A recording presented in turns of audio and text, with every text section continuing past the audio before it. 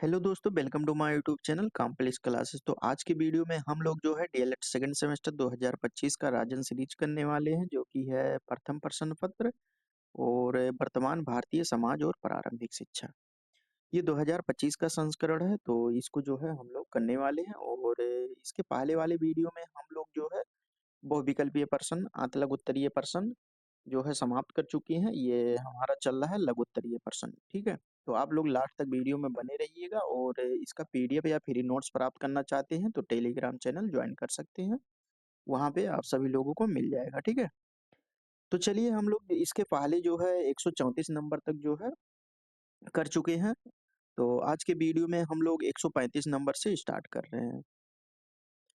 तो यहाँ पे है कि लैंगिक असमानता से क्या अभिप्राय होता है, शिक्षा द्वारा लैंगिक समानता के प्रति समझ किस प्रकार से जो है विकसित की जा सकती है। क्या मतलब होता है लैंगिक असमानता का, और शिक्षा द्वारा शैक्षिक लैंगिक समानता के प्रति जो है समझ किस प्रकार से विकसित किया जा सकता है, इसको हम लोग देखेंगे। तो जो लोग अभी तक चैनल को सब्सक्राइब नहीं किए हैं, सब्सक्राइब कर सकते हैं। तो इसमें हम लोग देखते हैं कि लैंगिक असमानता का मतलब क्या होता है। लैंगिक असमानता से अभिप्राय होता है कि लिंग के आधार पर भेदभाव अथवा असमानता से होता है। ठीक है, लिंग के आधार पर जो है भेदभाव करना और असमानता से होता है। तो यहाँ पे हम लोग देखते हैं शिक्षा द्वारा लैंगिक असमानता के प्रति समझ जो है किस प्रकार से, यहाँ पे शिक्षा का क्या योगदान होता है। तो शिक्षा एक ऐसा साधन होता है जिसके द्वारा लैंगिक असमानता के प्रति समझ उत्पन्न की जा सकती है। संविधान में किसी भी प्रकार के लैंगिक भेदभाव को स्वीकार नहीं किया गया है। कोई भी व्यक्ति, चाहे वह धनी हो या निर्धन हो, किसी भी जाति का हो, किसी भी प्रदेश का हो, किसी भी प्रदेश का क्यों ना हो, तथा कोई भाषा बोलने वाला हो, स्त्री हो या पुरुष हो, किसी भी धर्म का अनुयायी हो, या उनके साथ समान व्यवहार किया जाएगा तथा उसे किसी भी अधिकार से जो है वंचित नहीं रखा जाएगा। तो ये भारत के संविधान में जो है लैंगिक असमानता का भी वर्णन है। तो जो है लैंगिक भेदभाव किसी के साथ नहीं किया जा सकता है। ठीक है, तो समाज में लैंगिक असमानता को समाप्त करने हेतु सभी बच्चों को जो है विकास का समान अवसर मिलना चाहिए, यानी सभी को जो है समान अवसर मिलना चाहिए। आवश्यकता इस बात की है कि शिक्षा द्वारा बालकों में समानता की भावना का जो है विकास कैसे किया जाए। लैंगिक भेदभाव दूर करने हैं तो अभिभावक को भी शिक्षित किया जा सकता है कि वह बेटी एवं बेटे में भेदभाव न करे तथा दोनों के साथ जो है समान व्यवहार करे, दोनों के साथ समानता का व्यवहार रखना चाहिए। उसके बाद में है 136 नंबर की अगर हम बात करें तो यहाँ पे है किंडर गार्डन से क्या आशय होता है। ठीक है, तो इसका आशय देखते हैं, इसका मतलब क्या होता है। तो फ्रोवेल अपनी शिक्षा संस्थान को जो है किंडर गार्डन के नाम से पुकारते हैं। ठीक है, तो ये किंडरगार्टन एक जर्मन जो है शब्द होता है, भाषा का शब्द होता है, जो दो शब्दों से योग से मिलकर बना होता है। किंडर अर्थात बालक और गार्डन अर्थात उद्यान।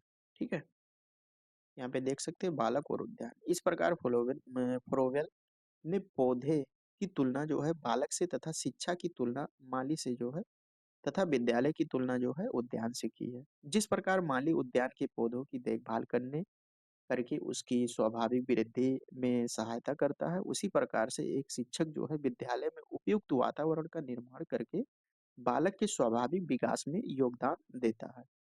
अब हम लोग देखते हैं शिक्षा का सार्वभौमिकरण का उद्देश्य क्या होता है। शिक्षा का सार्वभौमिकरण के उद्देश्य के बारे में हम लोग देखते हैं।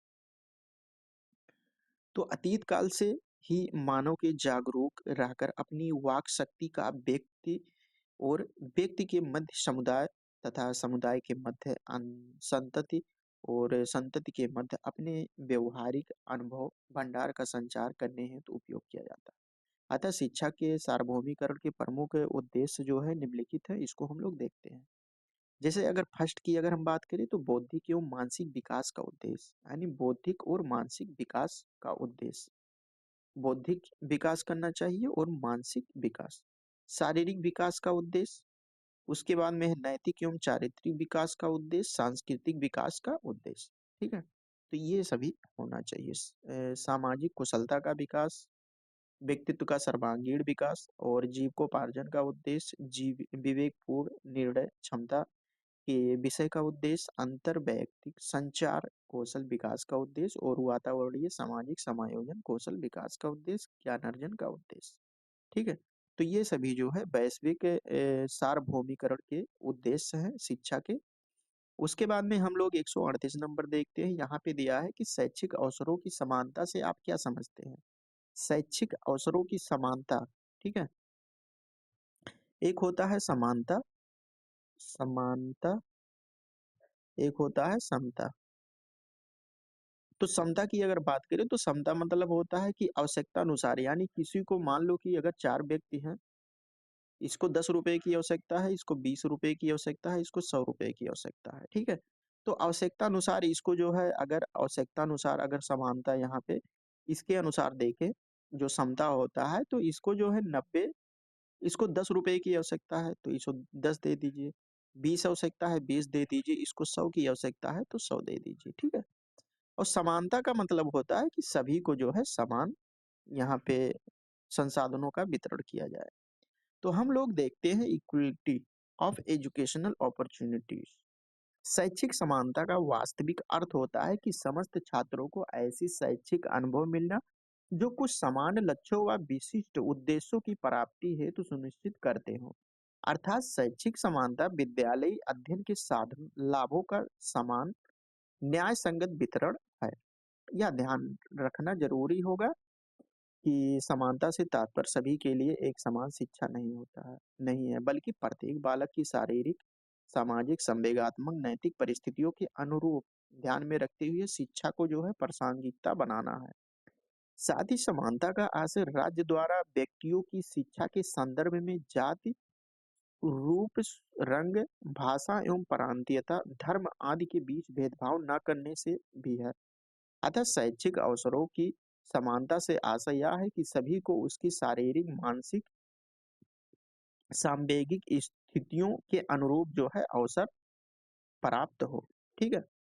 उसके बाद में हम देखते हैं 139 नंबर की अगर हम बात करें तो शैक्षिक अवसरों की असमानता के कारण लिखिए। जो शैक्षिक अवसरों की असमानता बनी हुई है उसके जो है कारण को लिखना है। हम विभिन्न वर्गों के लोगों को जो है उपलब्ध सुविधाओं में समान स्थापित करके अधिक अच्छे पुरस्कार की प्राप्ति के लिए समाज के लोगों के बीच स्वास्थ्य प्रतियोगिता की सुदृढ़ नींव रख सकते हैं।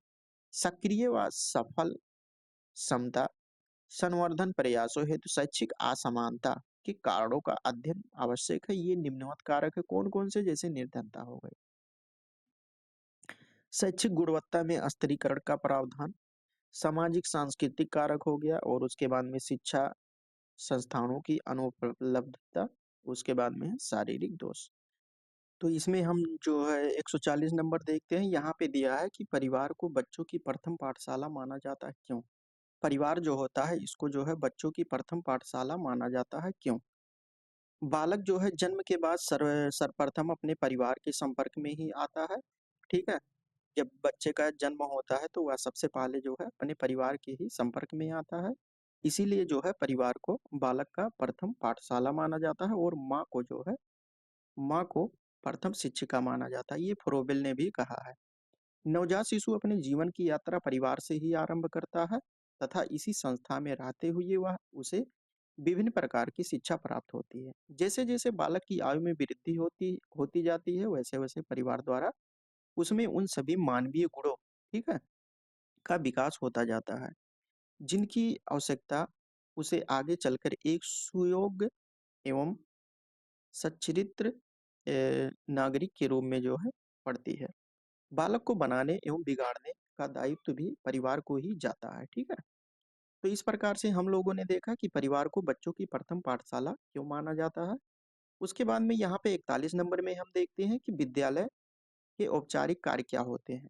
तो इसके जो है अलग अलग कार्य होते हैं, इसको देखते हैं। जैसे बालकों का मानसिक विकास करना, संस्कृति का संरक्षण और अगली पीढ़ी को जो है हस्तांतरित करना, सामाजिक भावना का जो है विकास करना, चरित्र का निर्माण करना, नेतृत्व के गुण प्रदान करना और व्यवसायिक प्रशिक्षण प्रदान करना, ये सभी विद्यालय के औपचारिक कार्य होते हैं। अब हम देखते हैं कि विद्यालय के अनौपचारिक कार्य क्या-क्या होते हैं। तो विद्यालय के अनौपचारिक कार्य की कोई सूची निश्चित नहीं है। इसके अंतर्गत जैसे हो गया शारीरिक विकास करना, खेलकूद, सांस्कृतिक कार्यक्रम, समाज सेवा कार्य और रचनात्मक शक्ति का जो है विकास आदि में समस्त कार्य आ जाते हैं जो बालक के सर्वांगीण विकास में जो है सहायक होते हैं। अब हम देखते हैं कि जनसंचार साधनों से क्या अभिप्राय होता है। जनसंचार साधनों के अंतर्गत देखें तो जो है रेडियो हो गया, दूरदर्शन, समाचार पत्र और पत्रिकाएँ, ये सभी जो है जनसंचार साधनों के अंतर्गत आते हैं। तो जनसंचार के साधन से अभिप्राय ऐसे अभिकरणों से होता है जिनके प्रयोग से विभिन्न प्रकार की सूचनाएँ, स्पष्टीकरण, प्रश्न आदि दूर-दराज के लगभग प्रत्येक क्षेत्र एवं प्रत्येक व्यक्ति तक पहुँचाने का जो है प्रयास किया जाए। इस प्रकार के साधन अथवा माध्यम होते हैं, जैसे हो गया रेडियो हो गया, दूरदर्शन, समाचार पत्र और पत्रिकाएँ आदि होते हैं, ठीक है? जब इन साधनों का प्रयोग शिक्षा के लिए किया जाता है, तो इसे जो है शिक्षा के साधन कहते हैं। जैसे आप लोग जो है यूट्यूब पर ये वीडियो देख रहे होंगे, तो ये साधन हो गया शिक्षा के साधन के रूप में यूट्यूब को जाना जाएगा। उसके बाद में है सामाजिक परिवर्तन से आप क्या समझते हैं? समाज में परिवर्तन किस प्रकार से हो सकता है? इससे आप क्या समझते हैं? इसके बारे में जो है लिखना है। तो है सामाजिक परिवर्तन से आशय जो है सामाजिक जीवन शैली और समाज की संरचना में होने वाले परिवर्तन से होता है। ठीक है? सामाजिक जो जीवन शैली होता है और समाज की संरचना में जो परिवर्तन होता है, उसको जो है सामाजिक परिवर्तन के नाम से जाना जाता है। लेकिन विभिन्न समाजशास्त्रियों ने सामाजिक परिवर्तन को जो है अपने शब्दों में अलग-अलग प्रकार से बताए हैं। सबसे पहले यहाँ पे देखते हैं कि किंग्सले डेविस ने अपनी पुस्तक ह्यूमन सोसाइटी में लिखा है कि सामाजिक परिवर्तन से आशय मुख्यतः उन संसाधनों से होता है जो सामाजिक संरचना अथा अथवा ढांचे में जो है हुआ करते हैं। उसके बाद में 145 नंबर में दिया है कि सामाजिक परिवर्तन में बाधा डालने वाले कारक कौन-कौन से हैं जो सामाजिक परिवर्तन में बाधा डालते हैं। तो जैसे हो गया सांस्कृतिक जड़ता, निहित स्वार्थ और सभी नवीनतम का भय, पृथकता की मात्रा। तो उसके बाद में हम लोग देखते हैं 146 नंबर। 146 नंबर में दिया है कि शिक्षा के सार्वभौमिकरण को परिभाषित कीजिए। शिक्षा के सार्वभौमिकरण का विशेष अर्थ एवं संदर्भ है। इसका शाब्दिक अर्थ होता है कि शिक्षा की किसी निश्चित स्तर पर सभी लोगों हेतु अनिवार्य एवं निःशुल्क रूप से जो है उपलब्धता सुनिश्चित करना।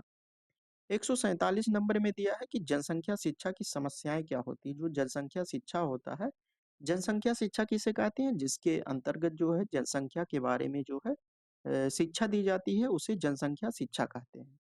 तो इसकी समस्याएं क्या-क्या होती हैं, इसके बारे में हम लोग देखते हैं। तो निम्नलिखित समस्याएं होती हैं, जैसे जनसंख्या शिक्षा के प्रत्यय से संबंधित भ्रांतियां।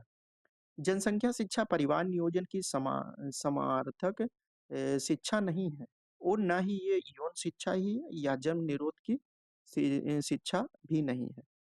उसके बाद में हम यहाँ पे देखते हैं दूसरा, छोटे परिवार के बारे में उपयुक्त आवृत्तियों की कमी। अधिकांशतः लोग बड़े परिवारों को जो है उपयोगी मानते हैं। क्यों? क्योंकि वे जो है बच्चों को भगवान की देन मानते हैं। बच्चों को जो है भगवान की देन समझते हैं और अनेक बार एक पुत्र की कामना में माता-पिता अपने परिवार को जो है बढ़ाते चले जाते हैं।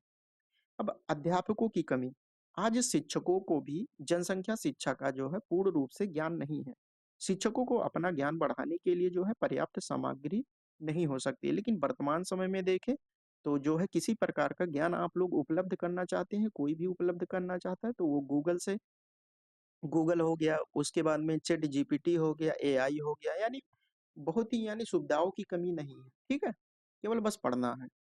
उसके बाद में है जनसंख्या शिक्षा की विषय वस्तु। जनसंख्या शिक्षा की विषय वस्तु जनसंख्या वृद्धि की स्थिति, जनसंख्या वृद्धि तथा आर्थिक विकास में संबंध, अधिक संतान उत्पत्ति एवं माता-पिता का स्वास्थ्य, जनसंख्या व प्रति व्यक्ति आय के में संबंध, पौष्टिक भोजन की उपलब्धता तथा जनसंख्या परिवार की सीमा एवं मनुष्य का विवेक, सीमित परिवार की आवश्यकता आदि प्रकरण जो है शामिल किए जा सकते हैं। जनसंख्या शिक्षा संबंधी अनुसंधान कार्यों की कमी, ठीक है? भारत में जो है जनसंख्या संबंधी शोध कार्य जो है बहुत प्रारंभिक अवस्था में है, अभी मतलब शुरुआती अवस्था में है।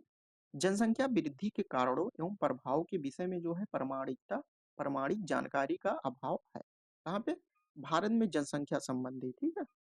उसके बाद में 148 नंबर में क्या दिया है कि जातिवाद के दुष्परिणाम क्या होते हैं। जो जातिवाद होते हैं उसके दुष्परिणाम क्या होते हैं, इसको जो है हमको बताना है। तो जातिवाद जो है प्रजातंत्र के लिए जो है नुकसानदायक होता है और राष्ट्रीयता के विकास में जो है बाधक होता है। नैतिक पतन होता है इसके कारण। भाई भतीजावाद को जो है प्रोत्साहन इसके द्वारा मिलता है। सामाजिक एकता में बाधक होता है और देश की सर्वांगीण प्रगति में जो है बाधक तत्व ये सभी होते हैं और सामाजिक तनाव बना रहता है। जातिवाद के दुष्परिणाम इस प्रकार हो गए। उसके बाद में हम 149 नंबर की बात करते हैं, तो यहाँ पे दिया है कि जातिवाद को समाप्त करने के सुझाव दीजिए। जो जातिवाद होता है उसको किस प्रकार से समाप्त कर सकते हैं, इसके सुझाव लिखना है। तो जातिवाद किसी व्यक्ति की अपनी जाति के प्रति जो है स्वभाव स्वभावना होती है, जिसके कारण वह दूसरी जाति के लोगों को अपने से अलग और निम्न समझने लगता है। ऐसी स्थिति में जातिवाद की मानसिकता से निकलकर सामाजिक सौहार्द के वातावरण में लेकर आगे सभी को साथ लेकर आगे बढ़ने की आवश्यकता है। जातिवाद से पूर्णतया मुक्ति लेना ही आज समीचीन प्रतीत होता है। आधुनिक समाज की मांग भी यही है कि इसे समाप्त करने की दिशा में जो है निम्नलिखित प्रयास अत्यंत आवश्यक होते हैं। अब कौन कौन से प्रयास होते हैं कि जातिवाद को किस प्रकार से समाप्त किया जा सकता है? अंतरजातीय विवाह का समर्थन करना और जाति बोधक नामों का बहिष्कार, जाति विरोधी शिक्षा, जातीय श्रेणीबद्धता को जो है बिल्कुल समाप्त करना और जातीय संगठन जो होते हैं उसको जो है हतोत्साहित करना। नए प्रकार के सामाजिक व सांस्कृतिक संगठन बनाना, आर्थिक और सांस्कृतिक समानता की भावना का विकास करना चाहिए और उसके बाद में राजनीतिक जातिवाद पर जो है रोक लगाना चाहिए। प्रभावशाली व्यक्ति व्यवहारिकता कानून बनाना चाहिए। उसके बाद में है मानवतावादी दर्शन का प्रचार व प्रसार करना। जाति विहीन जनमत का निर्माण तथा राष्ट्रीयता की भावना को जो है विकसित करने की आवश्यकता है। उसके बाद में हम देखते हैं बाल श्रमिक से आप क्या समझते हैं। जो बाल श्रमिक होता है ये जो है 14 वर्ष की आयु से कम बच्चों को जो है बाल श्रमिक माना जाता है, जो दूसरे व्यक्ति के पास मजदूरी लेकर अथवा किसी मजदूरी के कार्य कर रहे होते हैं, ठीक है। तो इन लोगों को बाल श्रमिक माना जाता है। तो इस प्रकार से हम लोगों ने 150 क्वेश्चन जो है इस वीडियो में समाप्त किया है। इसके आगे वाले वीडियो में हम लोग कल के वीडियो में देखेंगे। तो अभी तक जो लोग चैनल को सब्सक्राइब नहीं किए सब्सक्राइब कर सकते हैं और इसका पीडीएफ प्राप्त करना चाहें तो आप लोग टेलीग्राम चैनल ज्वाइन कर सकते हैं। वहाँ पे इसका पीडीएफ आप सभी लोगों को प्राप्त हो जाएगा। तो चलिए दोस्तों, कल के वीडियो में मिलते हैं। 151 नंबर से बात करेंगे। बाल श्रमिक की जो समस्याएं होती हैं उसके बारे में हम लोग बात करेंगे। तो चलिए दोस्तों, कल के वीडियो में मिलते हैं। तब तक के लिए जय हिंद, जय भारत।